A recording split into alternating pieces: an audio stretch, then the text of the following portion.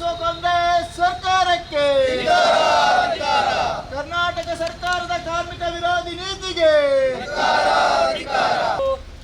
ಕರ್ನಾಟಕ ಸರ್ಕಾರದ ಕಾರ್ಮಿಕ ಇಲಾಖೆಯ ಕಟ್ಟಡ ಮಂಡಳಿಯಲ್ಲಿ ಕಾರ್ಮಿಕ ವಿರೋಧಿ ನೀತಿಯನ್ನು ಖಂಡಿಸಲು ನಾವು ಇವತ್ತಿಲ್ಲಿ ಸೇರಿದ್ದೇವೆ. ಭಾರತೀಯ ಮಜ್ದೂರ್ ಸಂಘದ ಕಟ್ಟಡ ವಿಭಾಗದ ಸಂಘಟನೆಗಳು ಇಡೀ ರಾಜ್ಯದ ಎಲ್ಲ ಕಡೆ ಇದೇ ತಿಂಗಳ 3 ತಾರೀಕಿನಿಂದ ನಿರಂತರವಾಗಿ ಸರಣಿ ಪ್ರತಿಭಟನೆಗಳನ್ನು ರಾಜ್ಯದಲ್ಲಿ ಮಾಡ್ತಾ ಇದೆ ಕಾರ್ಮಿಕ ಬಂಧುಗಳಿಗೆ. ಈ ಉದ್ದೇಶದಲ್ಲಿ ಕಾರ್ಮಿಕ ಮಂಡಳಿ ಮತ್ತು ಸರ್ಕಾರ ಅದರ ದೃಷ್ಟಿಯಲ್ಲಿ ಒಂದಷ್ಟು ವಿಷಯಗಳನ್ನು ಕಾರ್ಮಿಕರಿಗೆ ಮನದಟ್ಟು ಮಾಡಲಿಕ್ಕೆ ನಾನು ಪ್ರಯತ್ನವನ್ನು ಮಾಡ್ತೇನೆ. ಇವತ್ತು 2007ರಲ್ಲಿ ಸುಪ್ರೀಂ ಕೋರ್ಟ್ ಒಂದು ಆದೇಶ ಮಾಡುತ್ತದೆ. ಇವತ್ತು ಕಟ್ಟಡ ಕಾರ್ಮಿಕರು ಮತ್ತು ನಿರ್ಮಾಣ ಕಾರ್ಮಿಕರಿಗೆ ಭವಿಷ್ಯಕ್ಕೆ ಒಂದು ಶ್ರೇಯೋಭಿವೃದ್ಧಿಗಾಗಿ ಪ್ರತಿ ರಾಜ್ಯದಲ್ಲಿ ಒಂದು ಮಂಡಳಿಯನ್ನು ಮಾಡಬೇಕು. ಆ ಮಂಡಳಿಯ ಮುಖಾಂತರ ಕಾರ್ಮಿಕರ ಶ್ರೇಯೋಭಿವೃದ್ಧಿಗಾಗಿ ಒಂದಷ್ಟು ಕಾರ್ಯಕ್ರಮಗಳನ್ನು ತಗೊಳ್ಬೇಕು ಅಂತ ಇಡೀ ಭಾರತದಲ್ಲಿ ಎಲ್ಲ ರಾಜ್ಯಗಳಲ್ಲಿ ಈ ಕಟ್ಟಡ ಮಂಡಳಿಯು ನಿರ್ಮಾಣ ಆಗ್ತದೆ. ಹಾಗೆ ನಮ್ಮ ಕರ್ನಾಟಕ ರಾಜ್ಯದಲ್ಲೂ ಕಟ್ಟಡ ಮತ್ತು ಇತರ ನಿರ್ಮಾಣ ಕಾರ್ಮಿಕರ ಕಲ್ಯಾಣ ಮಂಡಳಿ ಅಂತ ಹೇಳುವಂಥ ಒಂದು ಮಂಡಳಿ ರಚನೆ ಆಗ್ತದೆ. ತದನಂತರ ಹಂತವಾಗಿ ಒಂದಷ್ಟು ಸೌಲಭ್ಯಗಳನ್ನು ಕಟ್ಟಡ ಕಾರ್ಮಿಕರಿಗೆ ನೀಡ್ತಾ ಬಂದಿದೆ. ಇವತ್ತು ಕೋವಿಡ್ನ ಕಾಲಘಟ್ಟದಲ್ಲಿ ಅದು ವ್ಯಾಪಕವಾಗಿ ಪ್ರಚಾರವನ್ನು ಪಡ್ಕೊಳ್ತು.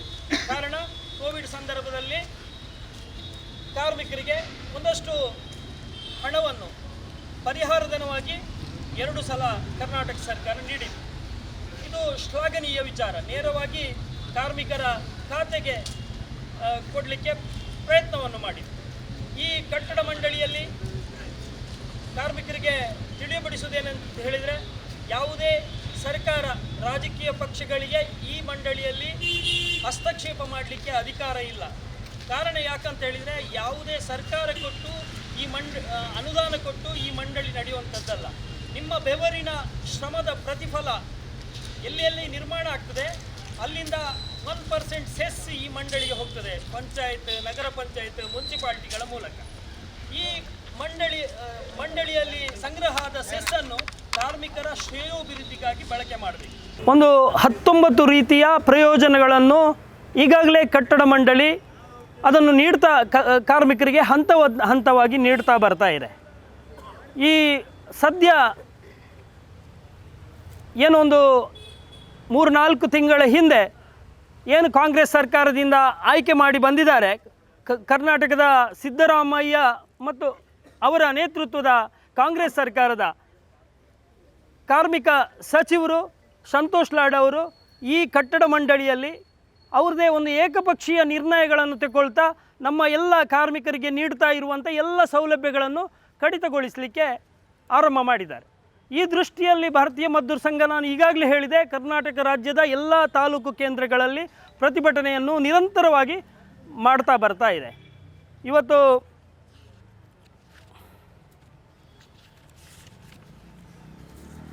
ಈ ಸೌಲಭ್ಯ ಕಡಿತದ ದೃಷ್ಟಿಯಲ್ಲಿ ಕಾರ್ಮಿಕರಿಗೆ ಒಂದಷ್ಟು ಮಾಹಿತಿಗಳನ್ನು ನಾನು ನೀಡಬೇಕು. ಇವತ್ತು ಕರ್ನಾಟಕ ಸರ್ಕಾರದ ಕಾರ್ಮಿಕ ಇಲಾಖೆಯ ಕಟ್ಟಡ ಮಂಡಳಿಯಲ್ಲಿ ಸ್ಕಾಲರ್ಶಿಪ್ಗಳನ್ನು ನೀಡಲಾಗ್ತದೆ, ಮದುವೆಯ ಸಹಾಯಧನಗಳನ್ನು ನೀಡಲಾಗ್ತದೆ, ಮರಣಕ್ಕೆ ಸಹಾಯಧನಗಳನ್ನು ನೀಡಲಾಗ್ತದೆ, ಕಾರ್ಮಿಕರ ಆಕ್ಸಿಡೆಂಟ್ ಡೆತ್ಗೆ ಸಹಾಯಧನಗಳನ್ನು ನೀಡಲಾಗ್ತದೆ. ಹೀಗೆ 19 ರೀತಿಯ ಸೌಲಭ್ಯಗಳಲ್ಲಿ ಸಹ ಕರ್ನಾಟಕ ಸರ್ಕಾರದ ಮಾನ್ಯ ಸಂತೋಷ್ ಲಾಡ್ ಕಾರ್ಮಿಕ ಸಚಿವರು ಸೌಲಭ್ಯಗಳಲ್ಲಿ ಕಡಿತ ಮಾಡಲಿಕ್ಕೆ ಏಕಪಕ್ಷೀಯವಾಗಿ ತೀರ್ಮಾನವನ್ನು ತಗೊಂಡಿದ್ದಾರೆ. ಇದರಲ್ಲಿ ನಿಮಗೆ ಆಶ್ಚರ್ಯ ಆಗ್ಬೋದು. ಇವತ್ತು ನಮ್ಮ ಅನೇಕ ಕಟ್ಟಡ ಮತ್ತು ಇತರ ನಿರ್ಮಾಣ ಕಾರ್ಮಿಕರು 60 ವರ್ಷದ ನಂತರ 3,000 ರೂಪಾಯಿ ವೃದ್ಧಾಪ್ಯ ಪೆನ್ಷನನ್ನು ಪಡಿತಾ ಇದ್ದಾರೆ. ಎಷ್ಟು ಹೇಯವಾದ ನೀಚವಾದ ಯೋಚನೆಗಳನ್ನು ಕಾರ್ಮಿಕ ಸಚಿವರು ಮಾಡ್ತಾ ಇದ್ದಾರೆ ಅಂತ ಹೇಳಿದರೆ, ಈ 3,000 ರೂಪಾಯಿಯನ್ನು 1,100 ರೂಪಾಯಿಗೆ ತಂದು ನಿಲ್ಲಿಸುವಂಥ ನಿರ್ಧಾರವನ್ನು ಮಾಡಿದ್ದಾರೆ. ಇದು ಕಾರ್ಮಿಕ ಸಚಿವರಿಗೆ ಇಂಥ ಯೋಚನೆಗಳು ಯಾಕೆ ಬರ್ತದೆ ಅಂತ ಹೇಳಿದರೆ, ಅವರು ಸಾಮಾನ್ಯ ಮನುಷ್ಯರಲ್ಲ. ಕಾರ್ಮಿಕರ ಶ್ರಮ ಬೆವರು ಅವರಿಗೆ ಅರ್ಥ ಆಗೋದಿಲ್ಲ. ಕಾರಣ ಏನಂತ ಹೇಳಿದರೆ ಅವರು ಬಹುದೊಡ್ಡ ಈ ಫ್ಯಾಕ್ಟ್ರಿಗಳ ಮಾಲೀಕರು, ದೊಡ್ಡ ಶ್ರೀಮಂತರು. ಅವರಿಗೆ ತಳಮಟ್ಟದ ಕಾರ್ಮಿಕರ ನೋವು ನಲಿವುಗಳು ಅವರಿಗೆ ಗೊತ್ತಿರುವುದಿಲ್ಲ. ಏಕಪಕ್ಷೀಯವಾಗಿ ಒಂದು ತೀರ್ಮಾನ ತಗೊಂಡಿದ್ದಾರೆ. 3,000 ರೂಪಾಯಿ ಬರ್ತಾ ಇರುವಂಥ ವೃದ್ಧಾಪ್ಯ ಪೆನ್ಷನ್ 1,100 ರೂಪಾಯಿಗೆ ಬರ್ತಾ ಇದೆ. ಇವತ್ತು ಸ್ಕಾಲರ್ಶಿಪ್ಪು LKGಯಿಂದ ಕೊನೆ ಇಂಜಿನಿಯರಿಂಗ್ ಇರ್ಬೋದು, ಟಾಪ್ ಮೆಡಿಕಲ್ ಯಾವುದೇ ಕಾರ್ಮಿಕರ ಮಕ್ಕಳು ಓದುವುದಿದ್ದರೆ ಅವರಿಗೆ ಒಂದು ಒಳ್ಳೆ ರೀತಿಯ ವಿದ್ಯಾರ್ಥಿ ವೇತನ ಇಷ್ಟವರೆಗೆ ಬರ್ತಾ ಇತ್ತು. ಅದನ್ನು LKGಯಿಂದ SSLCಯವರೆಗೆ ಪೂರ್ಣವಾಗಿ ತೆಗೆದುಬಿಟ್ಟಿದ್ದಾರೆ. ಅವರ ನಿರ್ಧಾರ ಈಗಾಗಲೇ ಆಗಿದೆ ಮಂಡಳಿಯಲ್ಲಿ. ಇವತ್ತು ಕಾಲೇಜ್ ಓದ್ತಿರುವ ಮಕ್ಕಳಿಗೂ ಅರ್ಧದಷ್ಟು ಕಡಿತ ಮಾಡುವಂಥ ಯೋಚನೆಯನ್ನು ಮತ್ತು ತೀರ್ಮಾನವನ್ನು ಮಾಡಿದ್ದಾರೆ. ಈ ತೀರ್ಮಾನವನ್ನು ಮಂಡಳಿಯಲ್ಲಿ ಮಾಡಿ ಸರ್ಕಾರಕ್ಕೆ ಆ ತೀರ್ಮಾನವನ್ನು ಕಳಿಸಿಕೊಟ್ಟಿದ್ದಾರೆ. ನಾವು ಈ ಪ್ರತಿಭಟನೆಯ ನಂತರ ಸಿದ್ದರಾಮಯ್ಯನವರಿಗೆ ತಹಶೀಲ್ದಾರರ ಮೂಲಕ ಒಂದು ಮನವಿಯನ್ನು ಕೊಡಲಿಕ್ಕಿದ್ದೇವೆ. ಈ ಏನು ಮಂಡಳಿಯಲ್ಲಿ ಆದ ನಿರ್ಣಯವನ್ನು ಮಂಜೂರು ಮಾಡಬೇಡಿ ಅಂತ.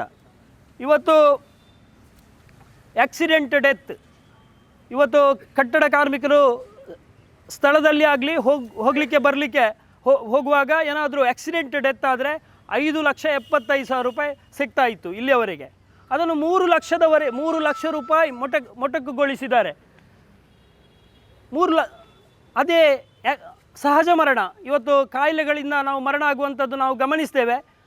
ಅಂಥ ಮರಣಕ್ಕೆ 75,000 ರೂಪಾಯಿ ಇತ್ತು, ಅದನ್ನು 15,000 ರೂಪಾಯಿ ಮಾಡಿದ್ದಾರೆ.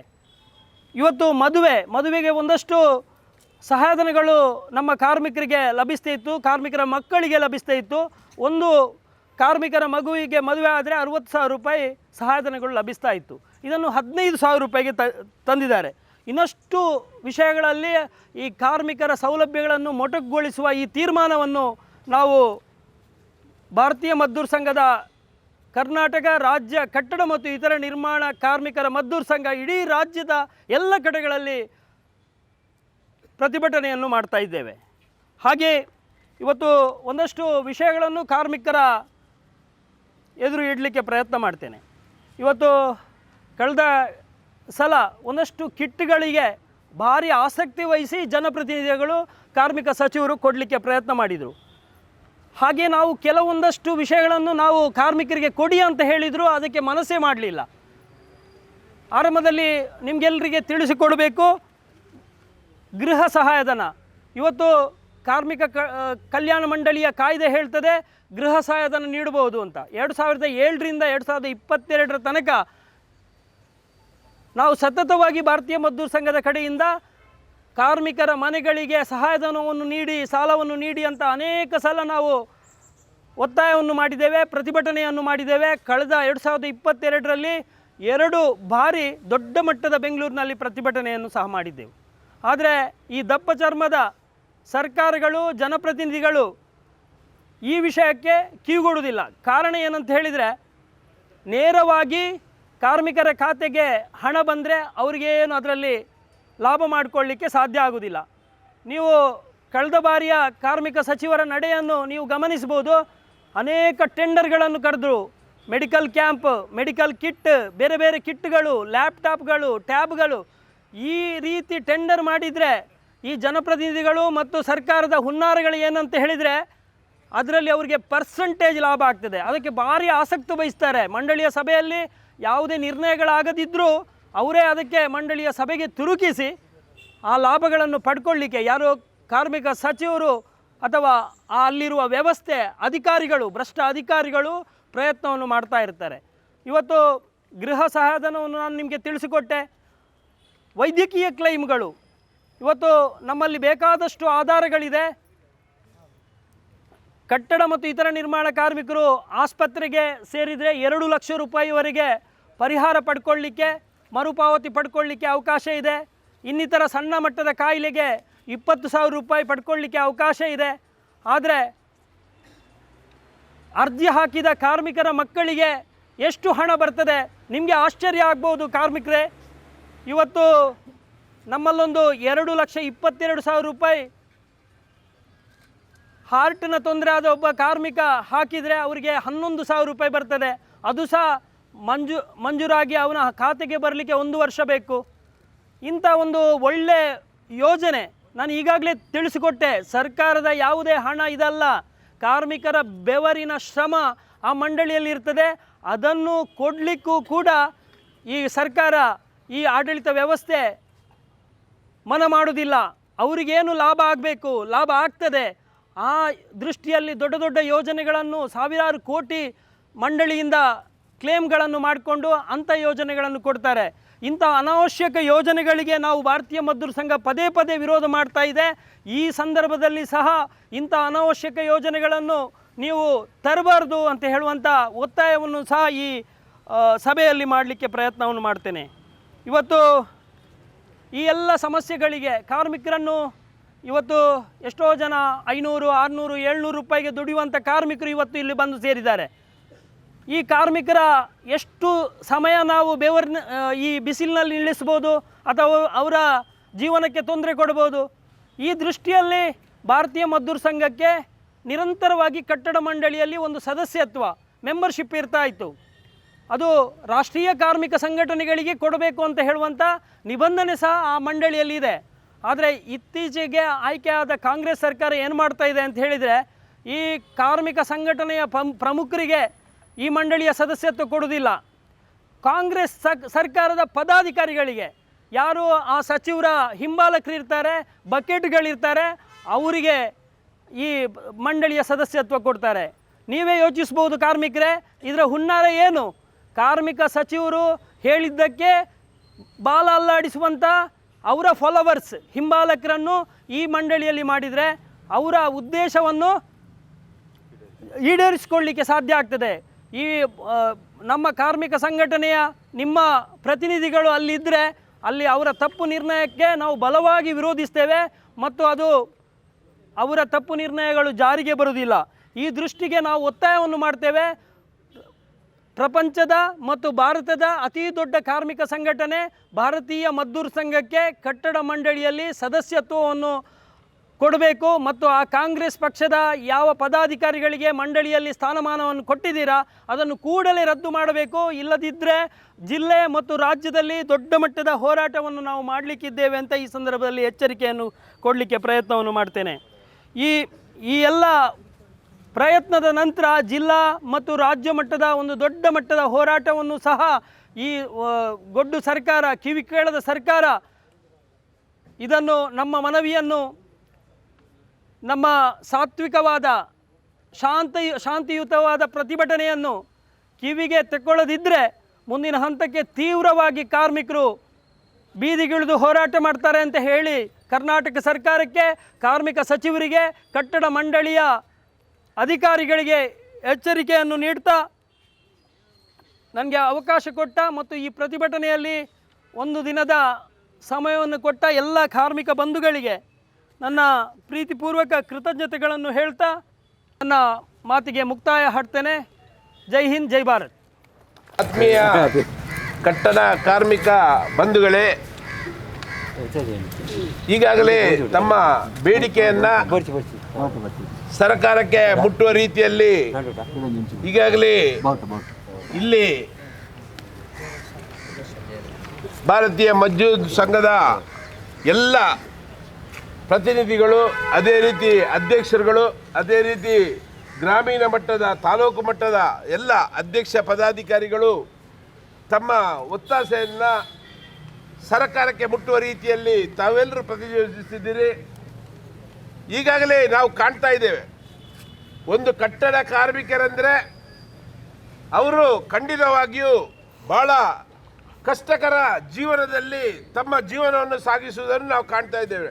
ಒಂದು ಕಟ್ಟಡದಲ್ಲಿ ಕಾಮಗಾರಿ ಮಾಡಬೇಕಿದ್ರೆ ಅದೇನು ಅಷ್ಟು ಸುಲಭದ ಕಾಮಗಾರಿ ಖಂಡಿತವಾಗಿ ಅಲ್ಲ.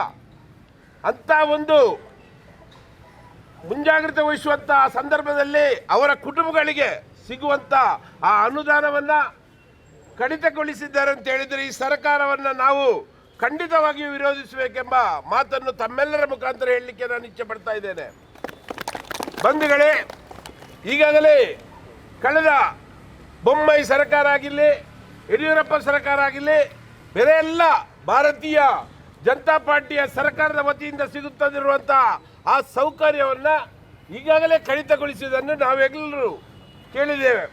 ಯಾಕೆಂದರೆ ತಮ್ಮ ವಿದ್ಯಾರ್ಥಿಗಳಿಗೆ ತಮ್ಮ ಜೀವನದಲ್ಲಿ ಎಷ್ಟು ಕಷ್ಟಗಳನ್ನು ಪಡುವಂತಹ ಸಂದರ್ಭದಲ್ಲಿ ತಮ್ಮ ಕುಟುಂಬಕ್ಕೆ ಸಿರುವಂತಹ ಸೌಕರ್ಯವನ್ನು ಅದನ್ನೆಲ್ಲ ಈ ರೀತಿಯಾಗಿ ಕಲಿಸಿಕೊಂಡಂಥ ಈ ಸರ್ಕಾರ ಮುಂದಿನ ದಿವಸಗಳಲ್ಲಿ ಖಂಡಿತವಾಗಿ ಉಳಿಬಾರದೆಂಬ ಒಂದು ಒತ್ತಾಸೆಯನ್ನು ನಾವೆಲ್ಲರೂ ಕೇವಲ ತಾಲೂಕು ಮಟ್ಟದಲ್ಲಿ ಮಾತ್ರ ಅಲ್ಲ, ಇಡೀ ರಾಜ್ಯ ಮಟ್ಟದಲ್ಲಿ ಈ ಒಂದು ಪ್ರತಿಭಟನೆಯನ್ನು ಹಮ್ಮಿಕೊಳ್ಬೇಕಾಗಿ ತಮ್ಮೆಲ್ಲರಲ್ಲೂ ಕೇಳಿಕೊಳ್ತಾ ಇದ್ದೇನೆ.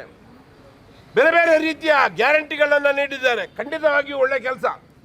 ಗ್ಯಾರಂಟಿಗಳಿಗೆ ನಾವು ಖಂಡಿತ ಆ ಗ್ಯಾರಂಟಿಗಳನ್ನ ಕೊಡಬೇಡಿ ಎಂಬ ಮಾತನ್ನು ನಮ್ಮ ಯಾವುದೇ ಒಂದು ಸಂದರ್ಭದಲ್ಲಿ ನಾವು ಆ ಮಾತನ್ನು ಹೇಳಲಿಕ್ಕಿಲ್ಲ. ಯಾಕೆಂದರೆ ಬಡವರಿಗೆ ಸಿಗುವಂಥ ಸೌಲಭ್ಯ ಯಾವುದೇ ಆಗಿರಲಿ, ಅದು ಗ್ಯಾರಂಟಿ ಮುಖಾಂತರ ಆಗಿರಲಿ, ಈಗಾಗಲೇ ನಾವು ಕಾಣ್ತಾ ಇದ್ದೇವೆ. ಈ ದೇಶದ ಪ್ರಧಾನಿಗಳು ನರೇಂದ್ರ ಮೋದಿಗಳ 800 ಯೋಜನೆಗಳು ಬಡವರಿಗೆ, ಅದೇ ರೀತಿ ಉಳಿದ ಎಲ್ಲ ಜಾತಿ ಮತ ಭೇದ ಇಲ್ಲದೆ ಸಿಗುವಂಥ ಸೌಕರ್ಯವನ್ನು ನಾವು ಕಂಡಿದ್ದೇವೆ. ಆದರೆ ಆ ಸೌಕರ್ಯವನ್ನು ನಾವು ಈ ರೀತಿಯ ಒಂದು ವಿಜೃಂಭಣೆಯ ಮೂಲಕ ಅದನ್ನು ಆಚರಿಸಿಲ್ಲ. ಇವತ್ತು 5 ಗ್ಯಾರಂಟಿಗಳ ಮುಖಾಂತರ ಜನರಿಗೆ ಸ್ವಲ್ಪ ಮಟ್ಟದ ಒಂದು ಆಮಿಷವನ್ನು ಒಡುವಂಥ ಆ ಒಂದು ಮಧ್ಯದಲ್ಲಿ ಈ ರೀತಿಯ ಒಂದು ವಿಜೃಂಭಣೆಯಿಂದಲೇ ಅದನ್ನು ವೈಭವೀಕರಣ ಮಾಡುವಂಥ ವ್ಯವಸ್ಥೆಯನ್ನು ಕಂಡಿದ್ದೇವೆ. ಆದರೆ ಅದರ ಜೊತೆ ಈ ಕಟ್ಟಡ ಕಾರ್ಮಿಕರ ಹಣವನ್ನು ಯಾಕೆ ಸುಲಿಗೆ ಮಾಡ್ತಾ ಇದ್ದೀರಿ ಸೋರೇಮಿ? ನೀವು ಯಾವುದೇ ಒಂದು ಗ್ಯಾರಂಟಿಯನ್ನು ಕೊಡಿ, ಯಾವುದು ತೊಂದರೆ ಇಲ್ಲ. ಆದರೆ ಕಟ್ಟಡ ಕಾರ್ಮಿಕರಿಗೆ ಈ ಮೊದಲು ಯಾವುದೆಲ್ಲ ಸೌಕರ್ಯಗಳು ದೊರಕಿತ್ತ ಆ ಎಲ್ಲ ಸೌಕರ್ಯಗಳನ್ನು ಖಂಡಿತವಾಗಿಯೂ ತಾವು ಜಾರಿಗೆ ತರಬೇಕು. ಆ ಸರ್ಕಾರದ ಯಾವುದೇ ಒಂದು ಅಡಚಣೆ ಇಲ್ಲದೆ ಮುಂದಿನ ದಿವಸಗಳಲ್ಲಿ ಆ ಕಟ್ಟಡ ಕಾರ್ಮಿಕರ ಮಕ್ಕಳಿಗೆ, ಕಟ್ಟಡ ಕಾರ್ಮಿಕರ ಮನೆಯವರಿಗೆ ಆ ಸಿಗುವಂತಹ ಸೌಕರ್ಯ ಖಂಡಿತವಾಗಿಯೂ ದೊರಕಬೇಕೆಂಬ ಒಂದು ಒತ್ತಾಯವನ್ನು ನಿಮ್ಮೆಲ್ಲರ ಮುಖಾಂತರ ನಾವು ಕೂಡ ಭಾರತೀಯ ಜನತಾ ಪಾರ್ಟಿ ಎಂದಿಗೂ ನಿಮ್ಮ ಜೊತೆ ಇದೆ ಎಂಬ ಮಾತನ್ನು ಹೇಳಲಿಕ್ಕೆ ಇಚ್ಛಪಡ್ತಾ ಇದ್ದೇನೆ. ಆದ್ದರಿಂದ ಈಗಾಗಲೇ ಸಿಗುವಂಥ ಆ ಸೌಕರ್ಯದ ಜೊತೆ ಯಾವುದೇ ಒಂದು ಸಂದರ್ಭದಲ್ಲಿ ಯಾವುದೇ ಒಂದು ಆ ಒಂದು ಇದನ್ನು ಮಕ್ಕಳಿಗೆ ಸಿಗುವಂಥ ಆ ವಿದ್ಯಾಭ್ಯಾಸಕ್ಕೆ ಸಿಗುವಂಥ ಸ್ಕಾಲರ್ಶಿಪ್ ಆಗಲಿ, ಅದೇ ರೀತಿ ಕಾರ್ಮಿಕರಿಗೆ ಸಿಗುವಂಥ ಈ ESI ಹಾಸ್ಪಿಟಲಲ್ಲಿ ಸಿಗುವಂಥ ದೊರೆಯುವಂಥ ಆಸ್ಪತ್ರೆ ವೆಚ್ಚ ಆಗಲಿ, ಬೇರೆ ಬೇರೆ ರೀತಿಯಲ್ಲಿ ಹಲವು ಸೌಕರ್ಯಗಳು ಈಗಾಗಲೇ ಸಿಗ್ತಾ ಇದೆ. ಅದೆಲ್ಲ ಸಿಗಬೇಕೆಂಬ ಮಾತನ್ನು ಹೇಳುತ್ತಾ ತಾವು ಮುಂದಿನ ದಿವಸಗಳಲ್ಲಿ ಕೇವಲ ತಾಲೂಕು ಮಟ್ಟದಲ್ಲಿ ಗ್ರಾಮ ಮಟ್ಟದಲ್ಲಿ ಮಾತ್ರ ಹೋರಾಟವನ್ನು ಮಾಡುವುದಲ್ಲ, ರಾಜ್ಯ ಮಟ್ಟದಲ್ಲಿ ಬೃಹತ್ ಹೋರಾಟವನ್ನು ಕೈಗೊಳ್ಳಬೇಕಾಗಿ ತಮ್ಮೆಲ್ಲರಿಗೂ ವಿನಂತಿಯನ್ನು ಮಾಡುತ್ತಾ ತಾವು ನಮ್ಮ ಜೊತೆ ಸದಾ ನಿಮ್ಮ ಜೊತೆ ಇದೆಯೇ ಎಂಬ ಮಾತನ್ನು ಹೇಳುತ್ತಾ ನನಗೆ ಅವಕಾಶವನ್ನು ಕೊಟ್ಟಂತ ಎಲ್ಲ ಭಾರತೀಯ ಮಜ್ದೂರ್ ಮೊತ್ತದ ಎಲ್ಲ ಪದಾಧಿಕಾರಿಗೆ ವಂದನೆಗಳನ್ನು ಮಾಡುತ್ತಾ ನನ್ನೆರಡು ಮಾತುಗಳನ್ನು ನಿಲ್ಲಿಸ್ತೇನೆ. ಜೈ ಹಿಂದ್, ಜೈ ಭಾರತ್. बोलो भारत माता के। ಭಾರತೀಯ ಮಜ್ದೂರ್ ಸಂಘದ ವತಿಯಿಂದ ಇವತ್ತು ಪುತ್ತೂರು ತಾಲೂಕು ಕಟ್ಟಡ ಕಾರ್ಮಿಕರ ನ್ಯಾಯಯುತವಾದಂಥ ಒಂದು ಹೋರಾಟಕ್ಕಾಗಿ ನಡೆಯುತ್ತಿರುವಂಥ ಈ ಪ್ರತಿಭಟನೆಯಲ್ಲಿ ಉಪಸ್ಥಿತಿರುವಂಥ ನಮ್ಮ ತಾಲೂಕಿನ ಎಲ್ಲ ಪದಾಧಿಕಾರಿಗಳೇ ಮತ್ತು ಕಾರ್ಮಿಕ ಬಂಧುಗಳೇ, ನಾನು ಕೂಡ ಕಾರ್ಮಿಕ. ಯಾಕಂದರೆ ನಾನು ಮೇ 1ಕ್ಕೆ ಹುಟ್ಟಿದವ. ಮೇ 1 ಇಡೀ ಜಾಗತಿಕ ಮಟ್ಟದಲ್ಲಿ ಕಾರ್ಮಿಕ ದಿನಾಚರಣೆ ಆಚರಣೆ ಮಾಡ್ತಾ ಇದ್ದೇವೆ. ಕಾರ್ಮಿಕರಿಗೆ ನ್ಯಾಯವನ್ನು ಕೊಡಬೇಕು.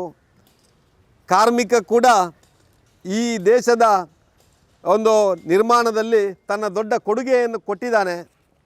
ಈ ದೇಶದಲ್ಲಿ ಕಾರ್ಮಿಕ ಬೇರೆ ಅಲ್ಲ, ಮಾಲೀಕ ಬೇರೆ ಅಲ್ಲ ಎನ್ನುವಂಥ ಚಿಂತನೆ ನಡಿಬೇಕು ಅಂತೇಳಿ ಕರ್ನಾಟಕ ಸರ್ಕಾರ ಕಳೆದ 4 ವರ್ಷದಲ್ಲಿ ಬಹುಶಃ ಆ ಕಾರ್ಮಿಕರ ಆರೋಗ್ಯ ಇರ್ಬೋದು, ಅವರ ಮಕ್ಕಳ ವಿದ್ಯಾಭ್ಯಾಸ ಇರ್ಬೋದು, ಅವರ ಕುಟುಂಬದ ಬೇರೆ ಬೇರೆ ಮಂಗಳ ಕಾರ್ಯಗಳಿರ್ಬೋದು, ಇದಕ್ಕೆ ಏನೆಲ್ಲ ಮಾಡ್ಬೋದು ಅಂಥೇಳಿ ಬಹುಶಃ ಇಡೀ ದೇಶದಲ್ಲಿ ಒಂದು ಮಾದರಿಯಾಗಿ ತೋರಿಸಿಕೊಟ್ಟಂಥ ಒಂದು ಸರ್ಕಾರ ಇದ್ದರೆ ಕಳೆದ ಸಾರಿ ನಮ್ಮ ಯಡಿಯೂರಪ್ಪ ಮತ್ತು ಬಸವರಾಜ ಬೊಮ್ಮಾಯಿ ಸರ್ಕಾರ. ಅದರಲ್ಲಿ ನಮ್ಮ ಹೆಬ್ಬಾರಿದ್ದರು, ಕಾರ್ಮಿಕ ಸಚಿವರು ಅಂತ ಹೆಬ್ಬರವರು ಶಿವರಾಮ ಹೆಬ್ಬಾರ್. ಬಹುಶಃ ನಾನು ಅವರನ್ನು ಇವತ್ತು ಸ್ಮರಣೆ ಮಾಡಲೇಬೇಕು. ಯಾವಾಗ ಕಾರ್ಮಿಕರು ಆ ಕೋವಿಡ್ ಸಂದರ್ಭದಲ್ಲಿ, ಕೊರೋನಾ ಸಂದರ್ಭದಲ್ಲಿ ಇವತ್ತು ಉದ್ಯೋಗ ಇಲ್ಲದೆ ಮನೆಯಲ್ಲೇ ಇರುವಂಥ ಸಂದರ್ಭದಲ್ಲಿ ಸುಮಾರು ಪುತ್ತೂರು ತಾಲೂಕಿಗೆ 11,000 ಕಿಟ್ಗಳನ್ನು ಕೊಟ್ಟು ಬಹುಶಃ ಶಿವರಾಮ್ ಹೆಬ್ಬಾರ್ ನಮ್ಮ ಹೊಟ್ಟೆ ತುಂಬಿಸುವಂಥ ಕೆಲಸವನ್ನು ಮಾಡಿದ್ದಾರೆ. ಇವತ್ತಿನ ಸರ್ಕಾರ ಹೊಟ್ಟೆಗೆ ಬರೆ ಎಳೆಯುವಂಥ ಸರ್ಕಾರ ಕರ್ನಾಟಕದಲ್ಲಿ ಇದೆ. ಯಾಕೆ ಉಲ್ಲೇಖ ಮಾಡ್ತೇನೆಂದರೆ, ಇವತ್ತು ಒಂದು ಸರ್ಕಾರ ಕುವೆಂಪು ಹೇಳಿದಾಗೆ ಸರ್ವ ಜನಾಂಗದ ಆ ಸುಂದರ ಶಾಂತಿಯ ತೋಟದ ಒಟ್ಟಿಗೆ ಸರ್ವ ಜನಾಂಗದ ಏಳ್ಗೆಯ ತೋಟವನ್ನು ಮಾಡಬೇಕು. ಇವತ್ತು ಯಾವುದೋ ಉದ್ದೇಶದಿಂದ ಇವತ್ತು ಯಾರನ್ನೋ ಖುಷಿಪಡಿಸುವಂಥ ಕೆಲಸ ಮಾಡುವಂಥ ಸಂದರ್ಭದಲ್ಲಿ ಕಾರ್ಮಿಕರನ್ನು ಕಡೆಗಣಿಸುವಂಥ ಕೆಲಸ ಮಾಡ್ತಾ ಇದೆ. ನಾನು ಉಲ್ಲೇಖ ಮಾಡಿದೆ 11,000 ಕಿಟ್ ಕೊಡಬೇಕಿದ್ರೆ ಅದರಲ್ಲಿ ರಿಕ್ಷಾ ಡ್ರೈವರ್ಗಳು, ಕಟ್ಟಡ ಕಾರ್ಮಿಕರು ಎಲ್ಲರನ್ನೂ ನೋಡಿಕೊಂಡು ಬಹುಶಃ ಎಲ್ಲರ ಯೋಗಕ್ಷೇಮವನ್ನು ಆ ಸಂದರ್ಭದಲ್ಲಿ ನೋಡುವಂಥ ಕೆಲಸ ಮಾಡಿತ್ತು. ಆಮೇಲೆ ಇದರಲ್ಲಿ ಉಲ್ಲೇಖ ಮಾಡಿದಾಗೆ 9 ಬೇಡಿಕೆಗಳನ್ನು ತಾವು ಇಟ್ಟಿದ್ದೀರಾ. ಈ 9 ಬೇಡಿಕೆಗಳು ಕಟ್ಟಡ ಕಾರ್ಮಿಕರ ನ್ಯಾಯೋಚಿತ ಬೇಡಿಕೆ. ತಮ್ಮ ಬದುಕಿನ ಒಟ್ಟಿಗೆ ತಮ್ಮ ಕುಟುಂಬ ಕೂಡ ಮುಂದಿನ ದಿನಗಳಲ್ಲಿ ನಮ್ಮ ಹಾಗೆ ಆ ಕಟ್ಟಡ ಕಾರ್ಮಿಕರಾಗಿ ದುಡಿಬಾರ್ದು, ಅವರು ಕೂಡ ಒಳ್ಳೆಯ ಜೀವನವನ್ನು ಮಾಡಬೇಕು. ನಮ್ಮ ಮಕ್ಕಳು ಕೂಡ ಪುರಂದರ ರೈ ಅವರಾಗಿ ಅವರ ಮಗಳು ಬಹುಶಃ ಯಾವ ರೀತಿಯಾಗಿ ಒಂದು ಗೆಜೆಟೆಡ್ ಅಧಿಕಾರಿಯಾಗಿದ್ದಾಳೋ ಅದೇ ರೀತಿ ನಮ್ಮ ಮಕ್ಕಳು ಕೂಡ ಒಳ್ಳೆಯ ಉದ್ಯೋಗವನ್ನು ಪಡೆಯಬೇಕು ಎನ್ನುವಂಥ ಉದ್ದೇಶದಿಂದ ಬಹುಶಃ ಸರ್ಕಾರ ಆ ಸವಲತ್ತನ್ನು ನಮ್ಮ ಮಕ್ಕಳಿಗೆ ಆ ಸಹಾಯಧನ ವಿದ್ಯಾಭ್ಯಾಸಕ್ಕೆ ಸಹಾಯಧನವನ್ನು ಕೊಡುವಂಥ ಕೆಲಸ ಮಾಡ್ತಾಯಿತ್ತು. ನಾವು ಬಾಕಿಯವರ ಮನೆ ಕಟ್ತೇವೆ, ಆದರೆ ನನ್ನ ಮನೆ ಜೋಂಪುಡಿಯಲ್ಲಿರ್ತದೆ. ನನ್ನ ಮನೆ ಕೂಡ ಒಂದು RCC ಮನೆ ಇರಬೇಕು, ನಾನು ಕೂಡ ಒಳ್ಳೆಯ ಮನೆಯಲ್ಲಿ ವಾಸಯೋಗ್ಯ ಮನೆಯಲ್ಲಿ ಇರಬೇಕು ಅಂತೇಳಿ ಆ ಒಂದು ಮನೆಗೆ ಸಹಾಯಧನ ಕೊಡುವಂಥ ಕೆಲಸವನ್ನು ಮಾಡ್ತಾಯಿತ್ತು. ಭಾಳಷ್ಟು ಜನ ಮದುವೆ ಮಾಡಬೇಕಿದ್ರೆ ಸಾಲ ಸೋಲ ಮಾಡಿ ಮದುವೆ ಮಾಡ್ತಾಯಿದ್ರು ತಮ್ಮ ಮಕ್ಕಳಿಗೆ. ಆ ಕಟ್ಟಡ ಕಾರ್ಮಿಕರ ಮಕ್ಕಳು ಕೂಡ ಒಳ್ಳೆಯ ಆ ಮದುವೆ ಮಾಡಿ ಒಳ್ಳೆಯ ಆ ಜೀವನ ಮಾಡಿಸ್ಬೇಕು ಅಂತೇಳಿ ಮದುವೆಗಾಗಿ ಸಹಾಯಧನವನ್ನು ಕೊಡುವಂಥ ಕೆಲಸವನ್ನು ಮಾಡ್ತಾಯಿತ್ತು. ಹೀಗೆ ಬೇರೆ ಬೇರೆ ಯೋಜನೆಗಳನ್ನು ಹಾಕಿಕೊಂಡು ಇವತ್ತು ನಿರ್ಮಾಣ ಮಾಡುವಂಥ ಯಾರು ಮಾಲೀಕರಿದ್ದಾರೋ ಅವರಲ್ಲಿ ಆ ಸೆಸ್ಸನ್ನು ವಸೂಲು ಮಾಡಿ ಬಹುಶಃ ಆ ಸೆಸ್ಸಿನಿಂದ ಸರ್ಕಾರ ಇಂಥ ಸವಲತ್ತನ್ನು ಕೊಡ್ತಾ ಇತ್ತು. ನಾನು ಶಿವರಾಮ್ ಹೆಬ್ಬಾರ್ ಇರುವಾಗ ನೋಡ್ತಾ ಇದ್ದೆ, ಸುಮಾರು 12,000 ಕೋಟಿ ರೂಪಾಯಿ ಆ ಸೆಸ್ ವಸೂಲಾಗ್ತಾ ಇತ್ತು. ಯಾವುದೋ ಸರ್ಕಾರ ಕಿಸೆಯಿಂದ ಕೊಡೋದಲ್ಲ, ಸಂತೋಷ್ ಲಾಡ್ ತನ್ನ ಕಿಸೆಯಿಂದ ಕೊಡೋದಲ್ಲದು, ಯಾವುದೋ ಕಟ್ಟಡ ಮಾಲೀಕರು ಕೊಟ್ಟಂಥ ಕಟ್ಟಡ ಕಾರ್ಮಿಕರ ಕ್ಷೇಮಕ್ಕಾಗಿ ಕೊಟ್ಟಂಥ ನಿಧಿಯನ್ನು ಬಳಕೆ ಮಾಡಿ ಅಂತ ನಾವು ಹೇಳುವಂಥದ್ದು ಬಂಧುಗಳೇ. ಆ ನಿಧಿಯನ್ನು ನ್ಯಾಯೋಚಿತವಾಗಿ ನಮ್ಮ ಕಾರ್ಮಿಕರಿಗೆ ಕೊಡಿ ಅಂತೇಳಿ. ಅದಕ್ಕಾಗಿ ಈ ಸರ್ಕಾರ ಇವತ್ತು ಆ 9 ಬೇಡಿಕೆಗಳನ್ನು ನ್ಯಾಯೋಚಿತ ಬೇಡಿಕೆಗಳನ್ನು ಈಡೇರಿಸಬೇಕು. ಇಲ್ಲದೆ ಇದ್ದರೆ ಬಹುಶಃ ಕಟ್ಟಡ ಕಾರ್ಮಿಕರ ಜೊತೆಯಲ್ಲಿ ನಾವು ಕೂಡ ಕೈ ಜೋಡಿಸ್ತೇವೆ. ಭಾರತೀಯ ಜನತಾ ಪಾರ್ಟಿ ಕೂಡ ನಿಮ್ಮ ಜೊತೆ ಇದೆ. ನಿಮ್ಮ ಯೋಗಕ್ಷೇಮವನ್ನು ವಿಚಾರಿಸುವಂಥ ಕೆಲಸ ಒಂದು ಸರ್ಕಾರ ಮಾಡದೇ ಇದ್ದರೆ, ನಿಮಗೆ ಅನ್ಯಾಯ ಆದಾಗ ಖಂಡಿತ ರಾಜಕೀಯವಾಗಿ ಅದನ್ನು ಪ್ರತಿಭಟಿಸಲಿಕ್ಕೆ ನಾವೆಲ್ಲ ಇದ್ದೇವೆ ಎನ್ನುವಂಥ ಒಂದು ಸಂದೇಶವನ್ನು ಕೊಡ್ತಾ ಬಹುಶಃ ನಿಮ್ಮ ಪ್ರತಿಭಟನೆ ನ್ಯಾಯೋಚಿತವಾಗಿದೆ. ಸರ್ಕಾರ ತಕ್ಷಣ ಸ್ಪಂದಿಸಬೇಕು, ಆ 9 ಬೇಡಿಕೆಗಳನ್ನು ಈಡೇರಿಸಬೇಕು. ಸರ್ಕಾರ ಅದಕ್ಕೆ ಗ್ಯಾರಂಟಿಯನ್ನು ಕೊಡಬೇಕು ಅಂತ ಹೇಳ್ತಾ ಇದ್ದೇನೆ. ಏನು 5 ಗ್ಯಾರಂಟಿಗಳನ್ನು ಕೊಟ್ಟಿದ್ದೀರೋ ಅದೇ ರೀತಿಯಲ್ಲಿ ಕಾರ್ಮಿಕರಿಗೂ ಗ್ಯಾರಂಟಿ ಕೊಡಿ. ಇವತ್ತು ಆ ಮುಖಾಂತರ ನಮಗೆ ಬದುಕು ಕೊಡಿ ಅಂತೇಳಿ ಈ ಸಂದರ್ಭದಲ್ಲಿ ಹೇಳ್ತಾ ಅವಕಾಶಕ್ಕಾಗಿ ವಂದಿಸ್ತಾ ನಾನು ಮಾತಾಡಿದ್ದೇನೆ. ಜೈ ಹಿಂದ್. ವಸ್ತುನಿಷ್ಠತೆ, ವಿಶ್ವಾಸಾರ್ಹತೆ, ನಿಖರತೆಗಾಗಿ ನೋಡ್ತಾ ಇರಿ ನ್ಯೂಸ್ ಪುತ್ತೂರು, ಜನಮನದ ಪ್ರತಿಧ್ವನಿ.